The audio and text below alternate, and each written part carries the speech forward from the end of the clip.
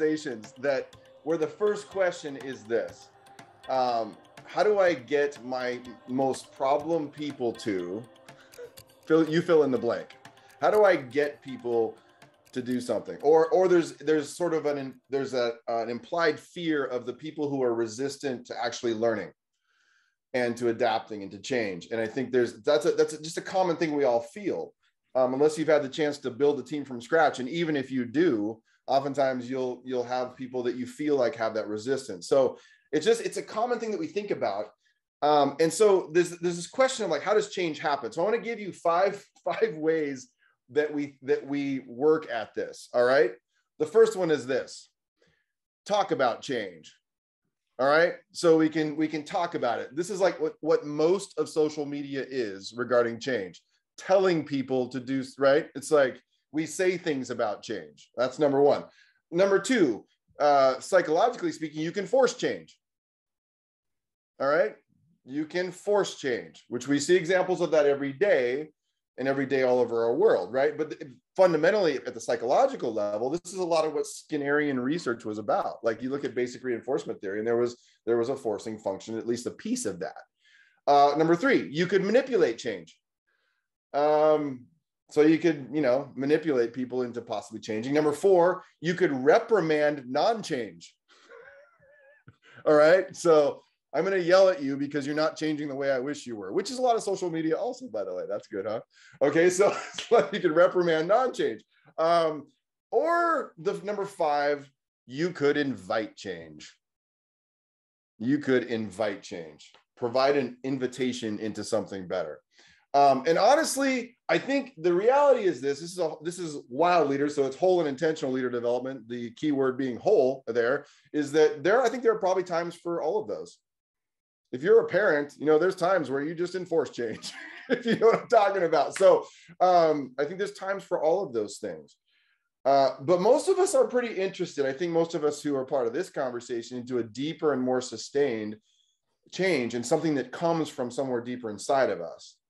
And that last one is probably the thing that people struggle with the most. How you can invite change.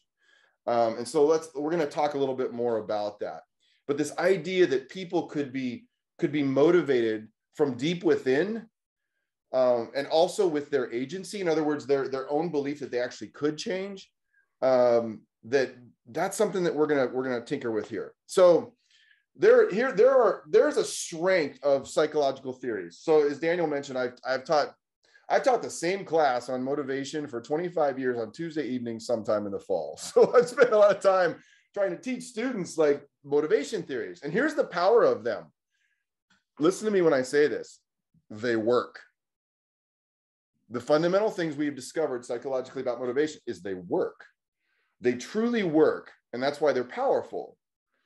The greatest thing that is interesting about them, I think as well, that is not on the table in most textbooks that have a space on motivation, is that they are value neutral.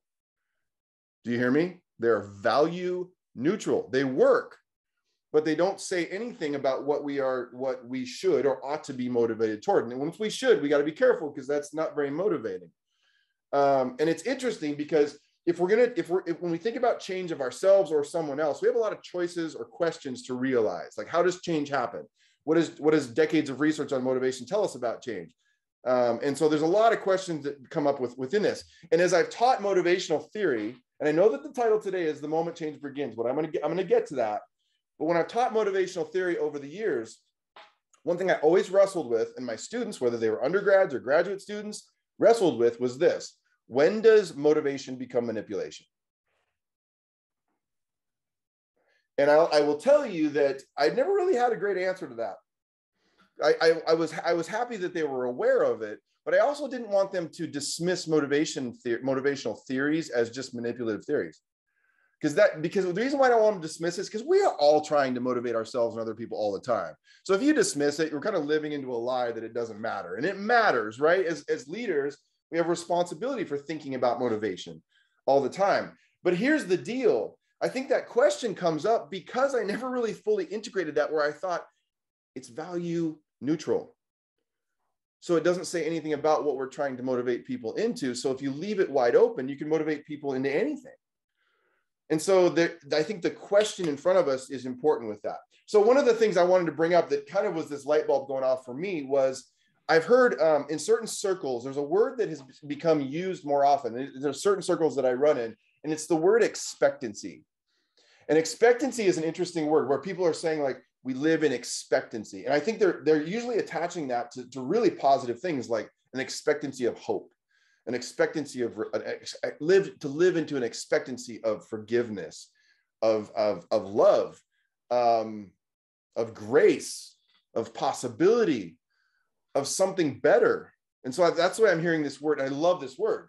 But as a psychologist, you know what it took me straight to? This is not going to sound quite as inspirational. Expectancy theory. And expectancy theory is one of the most practical, but with relative depth, theories of motivation. And I'll tell you what expectancy has in it that's very interesting. This is in the last even week this got me thinking about. So here's what expectancy theory says works for motivating people, is that it includes three parts: valence, what's called valence, instrumentality, and expectancy. Valence, instrumentality, and expectancy. And those are big words, but let me tell you what they mean. Valence is quite simply what people value. So if I can figure out what you value, that's an important thing to know. So I've taught over the years, like as a manager, you need to understand that people value different things. So figure that out. And that's a key component of it. It works. We know the theory and the research behind it says it works. Let me go with the expectancy word. I know that I put that last before, but that one next. Sort of a relative expectation of success. So the idea, if I put forth effort, this also relates to goal theory. Like if I'm trying to motivate all of you, I need to give you some evidence or work out the goals in a way that you will see that your effort leads to success at least some of the time. Does that make sense? Okay, so expectancy is that. The last one is instrumentality. And what that means is that I need to believe, if I'm trying to be motivated or someone's trying to motivate me, that my effort will be instrumental in giving me what I value. So if you put those three things in place, it works to motivate people.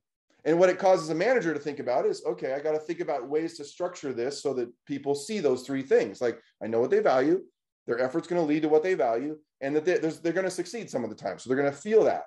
As I think about different people whose faces I'm looking at right now, like if Wiley or Lauren or Mike or Alina, are thinking about motivating their team, thinking about those things matters.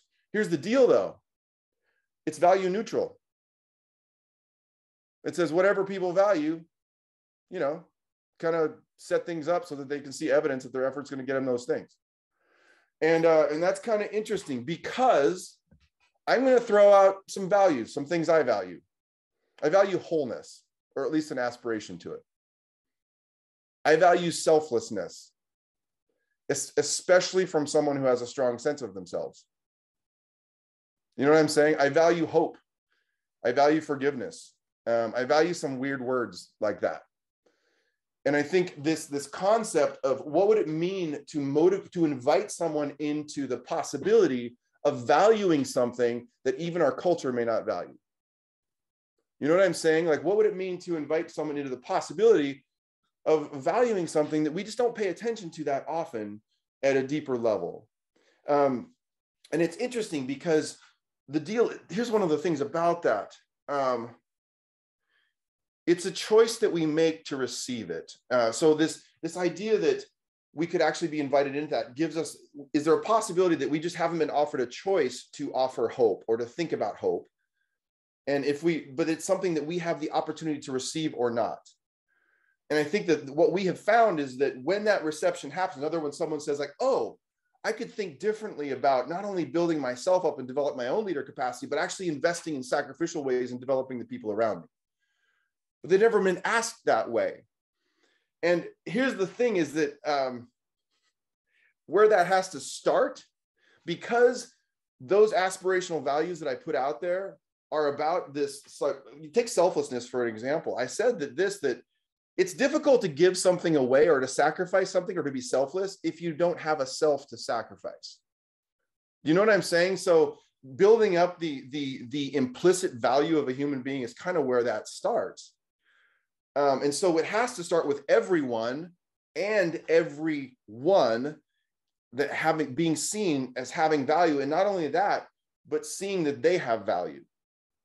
Because we already do have a choice. It was interesting, even Viktor Frankl, if some of you ever read Man's Search for Meaning, Viktor Frankl even said, he said, the one thing that I always had, that those who imprisoned me in the concentration camp during World War II, the one thing that they could not take away was my choice. It's like they can do anything they want to me, but my choice to make a choice about what I'm going to value, and I know that's hard. I'm not saying that isn't hard under the most persecuting kinds of situations, but that's something that he said from a concentration camp. And it's interesting to think about what kind of motivation would emerge from that, and what would change about our organizations if they were full of people like that, full of people who felt an invitation to hope, to possibility, to forgiveness, to grace, to some crazy words like that, and to effectiveness. And what we've seen is that, like, bringing this back to the leader development challenge, is that that's hard. Do you know what I'm saying? Like, we're talking about inviting someone into this possibility that if they actually were honest about who they are, that honesty and vulnerability would open up new possibilities for it to be seen by other people, and that other people might be inspired by that. So I want to talk to you for a moment. I want to go deep for a moment about the moment change begins and what happens. And I want to do that through the organizational literature. So let me go from that kind of more philosophical statement, if you will, to some organizational change literature. And there's a guy named Daniel, got to hold up your book. Okay, Edgar Schein is one of our favorites, wrote a book called Leadership and Culture. And Schein talks about the way that organizational change takes place. That does, oh, there it is. Check out the book. Some of you are going to go buy it right now. You can thank me later, Edgar. All right, so it's one of the best books on, but it's interesting that he includes leadership and culture in the title. But when Schein talks about change, listen to this. He talks about, like, in an organization, that it includes at least three things. And so here's what he talks about: freezing, unfreezing, and then refreezing. Okay, it's not rocket science, but it's pretty good. But here's what he talks about within those things: to unfreeze an organization.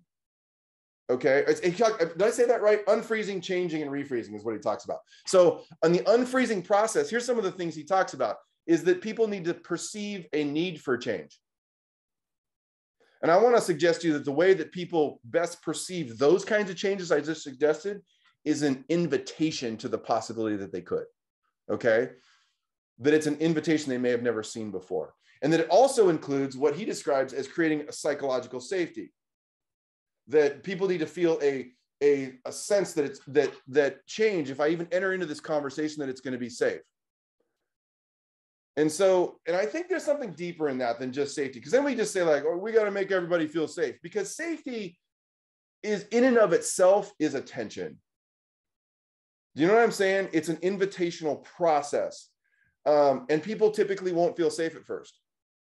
And so it's a consistent process of saying, this is why when we provide the WiLD toolkit to people, one thing we tell leaders or leadership teams or organizations up front is, I know you don't believe me, but your manager does not get to see the results of your use of the WiLD toolkit.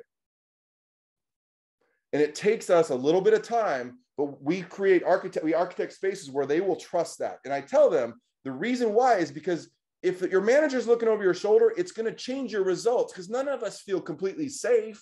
There's things in my toolkit that I don't share with Daniel or Megan, right out of the gate sometimes, not because it's big secrets or I necessarily don't feel safe, but it's like, I'm still working this out. And I don't know if I fully understand this yet. So psychological safety is a part of that. And then he talks about unfreezing, and he talks about benchmarking. So here's the deal about unfreezing. This part of the change process is giving people models and saying, like, oh, how has this worked for other people? This is precisely why when you see a senior leader say, I'm in this leader development process, and let me tell you what it showed me that I was not aware of.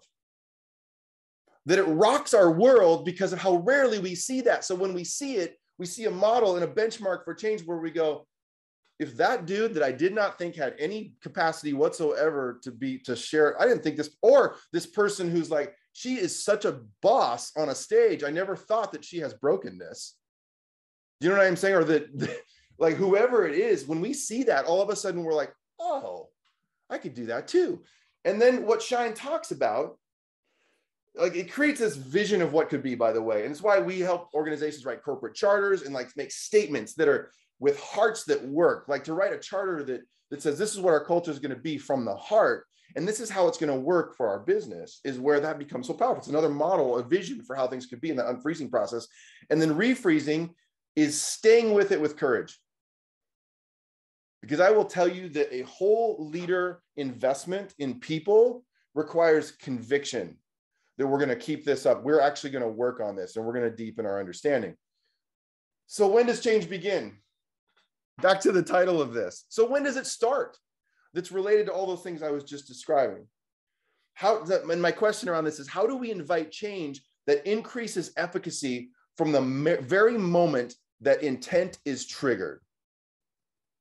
How do we invite change that increases efficacy from the very moment that intent is triggered?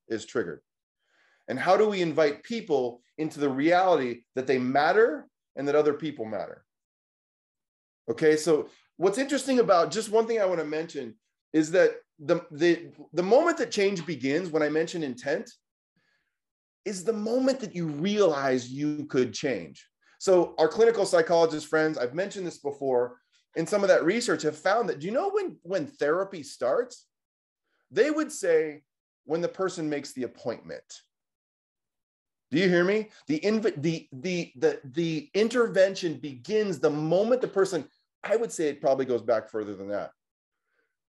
It's the moment the person actually makes a decision to make an appointment.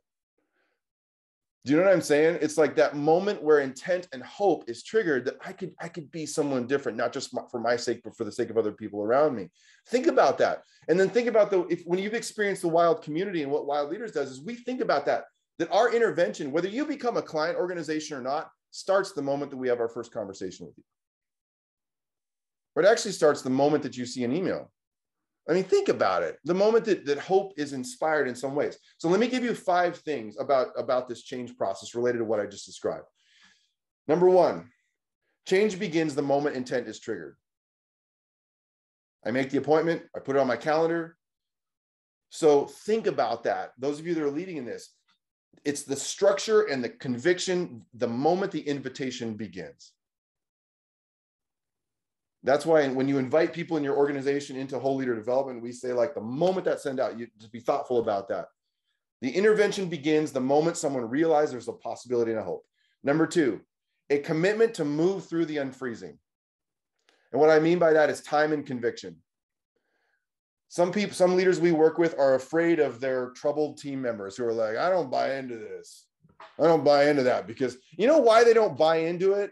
Is because most of the leader development trainings they've been a part of it are soul suckers. Like, they feel like it had no heart, it was training.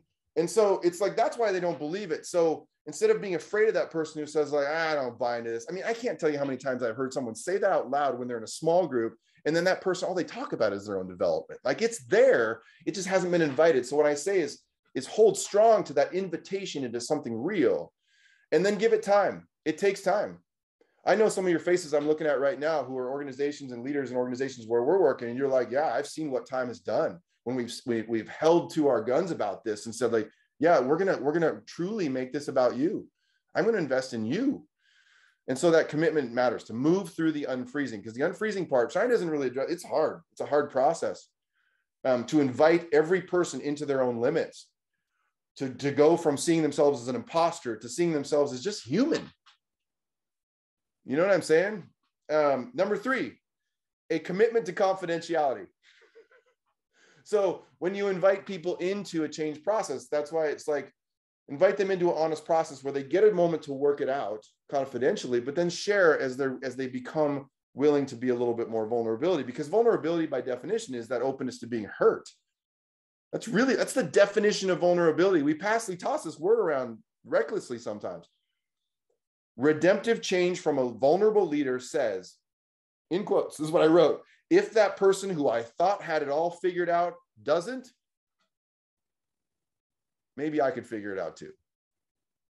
That's what that does. Authenticity breeds authenticity. And That I actually went to my fourth. I don't know if that was 3 was a committed to confidentiality. I think Megan's put this in the chat. Number 4 was vulnerability from the top. It's one of the things that matters. And then number 5, reckless and repeated questions of worth. I say reckless because you have to be willing to push against culture. And it can feel reckless for someone to be invited into sharing what's going on inside of them, but repeating the narrative that you could actually have agency.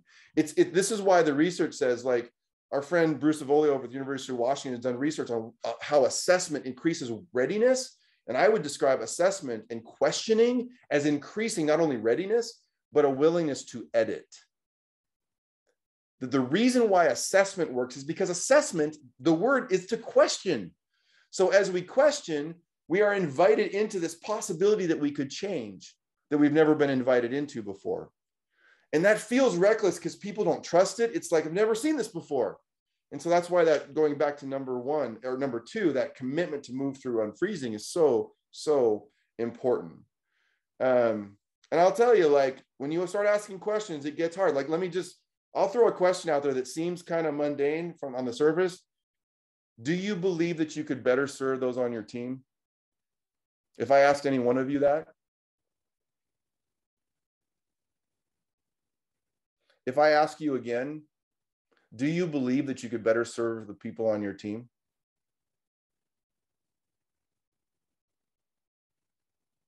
And if I asked you a third time, do you believe that you could better serve the people on your team?